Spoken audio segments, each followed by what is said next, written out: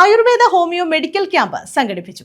ശാസ്താംകോട്ട ഗ്രാമപഞ്ചായത്തും ആയുർവേദ ഹോമിയോ ഡിസ്പെൻസറികളും സംയുക്തമായാണ് ക്യാമ്പ് നടത്തിയത്.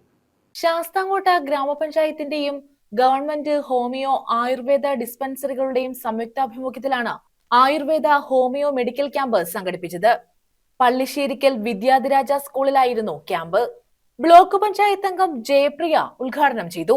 ഇതിനുള്ള മാർഗനിർദ്ദേശങ്ങളും അതുമെല്ലാം നമ്മളൊരു കൊറോണ കാലഘട്ടത്തിൽ നമ്മൾ അതെല്ലാം അതിജീവിച്ച വ്യക്തികളാണ്. നമ്മൾ സാനിറ്റൈസർ, മാസ്ക്, മറ്റേ പിന്നെ നമ്മൾ വീടുകളിൽ മാത്രം ഒതുങ്ങിക്കൂടുന്ന ഒരവസ്ഥ വരികയും വലിയൊരു പ്രതിസന്ധി നമ്മൾ തരണം ചെയ്ത് മുന്നോട്ട് പോയി അത് നമ്മുടെ ഒരു അതിജീവനത്തിൻ്റെ കഥയായിരുന്നു. അതുപോലെ തന്നെ ഇപ്പോൾ കടന്നു വരുന്ന ഈ സാംക്രമിക രോഗങ്ങൾ, ഷിഗല്ല, പിന്നെ നിപ്പ വൈറസ്, അതുപോലെ മറ്റ് ചില സാംക്രമിക രോഗങ്ങൾ ഇപ്പോഴും നമ്മുടെ ഇടയിലേക്ക് കടന്നു വരുന്നു. ക്ഷേമകാര്യ standing committee chairperson Ranju Krishnakumar അധ്യക്ഷത വഹിച്ചു. ആശാ വർക്കർ ലത സ്വാഗതം പറഞ്ഞു. മെഡിക്കൽ ഓഫീസർ ഡോക്ടർ സിനി പദ്ധതി വിശദീകരിച്ചു.